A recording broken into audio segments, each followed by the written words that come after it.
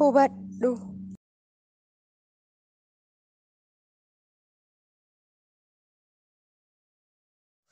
Ashamaa harka fuudhee jaalatamtootaa fi kabajamtoota hordoftoota Hinaantuu fi nageenyi kiyya kan jaalalaa fi kabajaa iddoo fi lafa isin jirtan maratti isiniif haa baay'atu.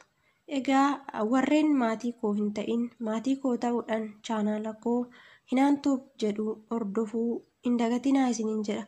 Qophii babbareedoo akkasumas wanta beeka yookaan nama barsiisa jedhee yaadu tokko ofii kiyyaa kan baradhee isiniif qooduuf qophiidha.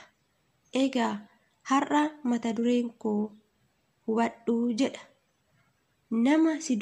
Namoonni si duuba deebi'anii waa'ee kee haasa'an waan hamma kee yookiin iddoo ati jirtu san ga'uu dadhabaniif. Inni itti aanu yeroo hunda hin dandeessu. Namni siin jedhu ofii isaa akka hin dandeenye sitti hima malee dandeettii kee beekee miti. Ammallee inni sadaffaan namni yeroo hunda gaarii siif hojjechaa yookiin gochaa ture tokko guyyaa tokko yoo si baddale yookiin yoo si miidhe inni sun nama akkanaati. Wanta akkanaa na baddale waan akkanaa narratti raawwate jettee hin odeessin. Maaliif naan jedhii na gaafadhu siif deebi'a. Deebii argatta.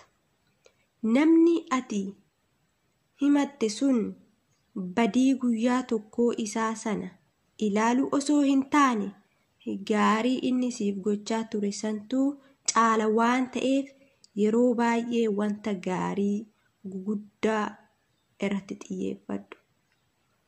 Nuti yeroo baay'ee wanta gaarii gurguddaa dhiisnee badaa yookiin wantoota gadhee ta'an irratti xiyyeeffanna. Fakkeenya tokkoon isiniif fudhadha. Uffata adii yookiin isa naxalaa jedhamu tokko iddoo xinnoo tokko irratti waan xuraawaa yookiin halluu uffatichaa saniin gargar ta'e argina. Isa booda ijji keenya isa adii uffata guddaa bareedaa iddoo xuraawaa xinnoo halluu uffatichaan gargar ta'e san ilaalla. Kanaafuu waan gurguddaa irratti xiyyeeffanna. Iddoo xuraawaa sani dhiisnee uffata naatu qabeessa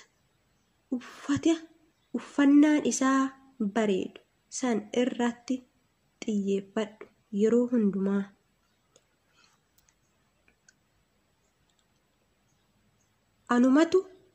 Anumatu beeka, anumatu jira hin jedhin.